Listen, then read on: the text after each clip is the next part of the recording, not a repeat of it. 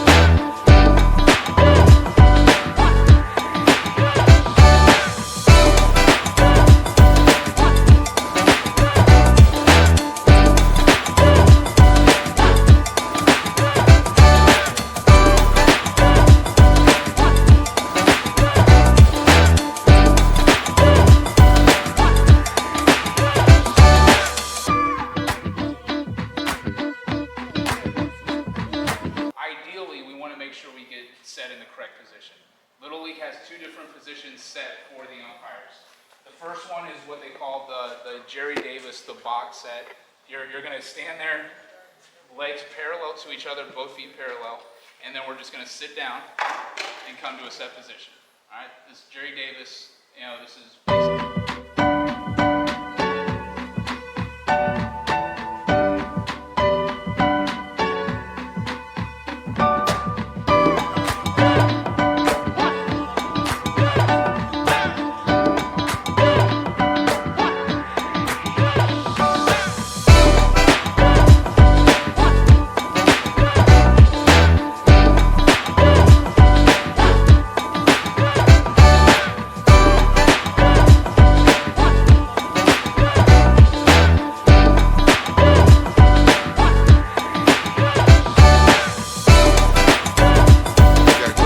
here. All right, so what we got going on over here, we have one umpire here and he's doing home plate. We got another one that's doing home plate, but he's doing more positioning. And then we got some positioning at first base into the outfield there. And you have three different stations, which works when you work into a big group. All right, let's go check it out. You're not going to see. So you got to kind of judge it that way. Is it going to be close or not? If you see the slightest light between the bag and the foot, he's off the bag. And on the pivot, if it goes out, you'll see a lot of people they'll go way over there because they're anticipating they're going to go to second. We don't know that yet. So you're kind of shooting for the pitcher's mound or the working area. So you're watching is obviously out. So you're coming over and you're keeping an eye on the ball. Glancing at the runner. Left, right, left. Where's the ball? Is it coming here? You're watching the runner. If they go to make the curve, if you're ready. Again, you don't go right up there. You watch the throw, but you're also watching the runner this watching area. Because they may take off the third. But again, 7 to 10 feet off the bag. The closer you are, the better you are. And you don't want to overcompensate. Because they might get out here and double back, and you've got to be able to. You got both bags at that point. Yep. So you got to make the call. If there's a rundown, you've got them both. And work in this area, you're in perfect spot. Yep. You can pivot and watch first, pivot again and watch second, and always come back. ready? Yeah. Drive. All right. So you want to make sure you. Go ahead, you can touch that. I can catch. So you want to make sure, all right, we want to come up, and then we want to signal. Not signal as we come up. So we're down. If it's a strike, I'm going to come up, strike, all in one motion as I stand, after I stand up and close. You don't want to be coming up, strike, or call strike down here. And then balls, we call down. So from here, I'm going to go ball if I'm down. And then I stand up and then relax. All right. Drive. Good. Step out each time. Step out and step in. You don't have to stay in there the entire time. Now step back in. What's that? He's talking to you, Blue. Oh. No, you stay in there. You're gonna be there all day long. Okay. Yeah. Oh. Good. But yeah, strike one, strike two, yeah. If it's a foul tip, What if it's a foul tip? I guess it wouldn't be a foul tip because he caught it. I was thinking drop third. Yeah. It wouldn't be a drop third if he caught it. correct. All right, let's do a check swing.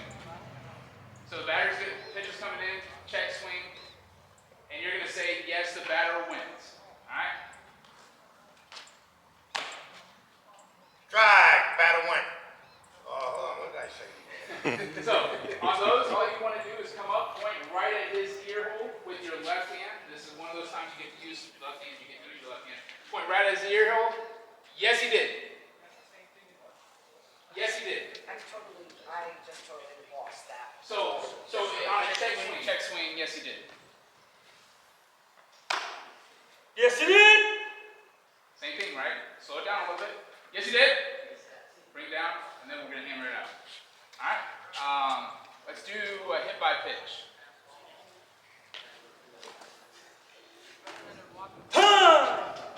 Good. That was a strike room. It was a hit by pitch. So in that case, with the hit by pitch, we really want to get out and sell it. Right? I've seen especially- And the catcher's caught to be farther up. Receive the catch. You're not instructing the runner coming home. They want to be up in this working area. But you could also be dealing with a lot of little leaguers that are standing right here. And they get the ball and they put the tag down here. And if I'm over here, I'm not going to see it as well. So once in the blue moon, right here is fine. But the players will dictate where you need to move to. So start back here in your point of plate. See where the catcher starts off at. The runner's still down there. The catcher will tell you where to start. And then you see the ball coming, a good throw. Work from there. And then you see the good wedge. And you can make a good call. As accurately as possible. Give you the best position to make a call. Okay? Do a quick step in and watch. You used to always tell you had to say position. You can move. Moving is good at a wedge position. Stay moving, watch it, come in. You don't have to do the best to get the best wedge position. Either if you're doing like this, or like this, or you're still doing this, watch it, and then once you make the call stop, make your call of safe or out. But don't rush it, because how many times do you see a catcher hit the ball, come in, swipe tag, call him out, and all of a sudden realize the ball's on the ground rolling away. Because I just think it's enough. Okay? As the play comes, so the ball's going to be hit, let's say to third base. The responsibility is going to be second base and first base. So we have possible run play.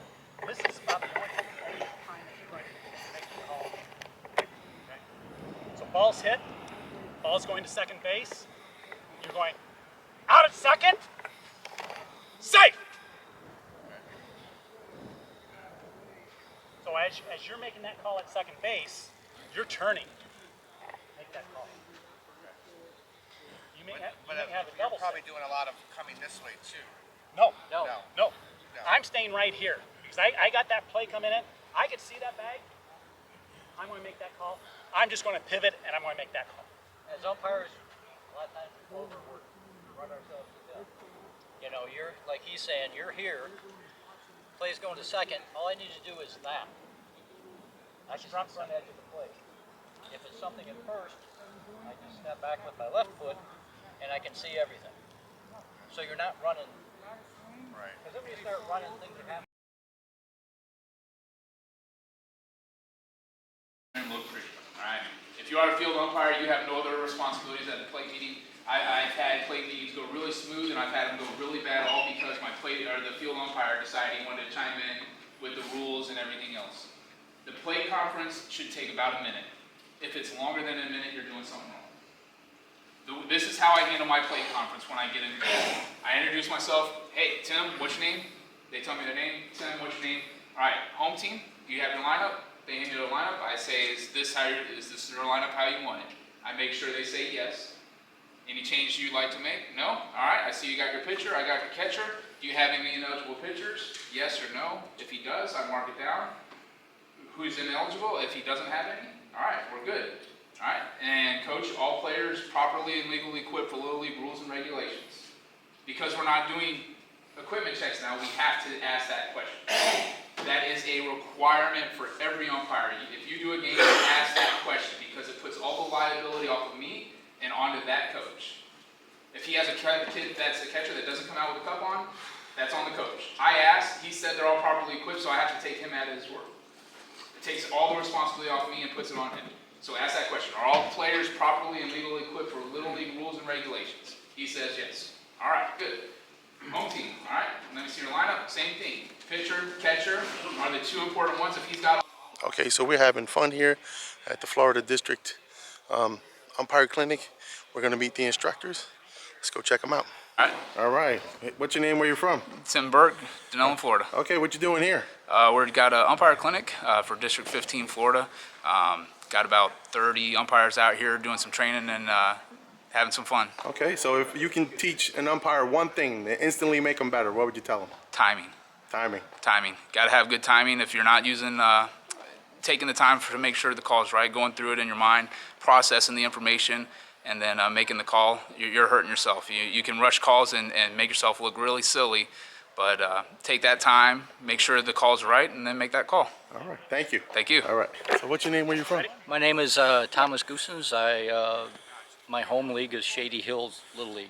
Okay, so you're here at the Umpire Clinic for the District 15, Florida. Correct. All right, so if you can give an umpire one tip to instantly make them better, what would you tell them? A combination of things. Go to the rule book and read the definitions. That should be your first place to go. And the other thing that we all suffer with is take your time. It's not a call until you make the call. So don't be in a hurry. All That's right. the biggest thing. All right, well, thank you. You bet. Thank All right. you. All right, so Rex. All right, what's your name, where you from? Rex Fogel, Mount Dora, Florida. All right, so if you can give an umpire one tip to instantly make them better, what would you tell them? Read the book. Read the book. Read the book. All right, thanks, Rex. Yep. All right. It's going to be a fair ball. Joe. Simulate taking your mask off, remember? Oh, yeah. Take it off. We'll straddle line first, get stopped, watch it, signal fair foul, and if you can, make a couple more steps up, and then stop before they get there. Stand there and look pretty, doing nothing. Give me two more things that you're watching for other than what he just said. Obstruction. Okay.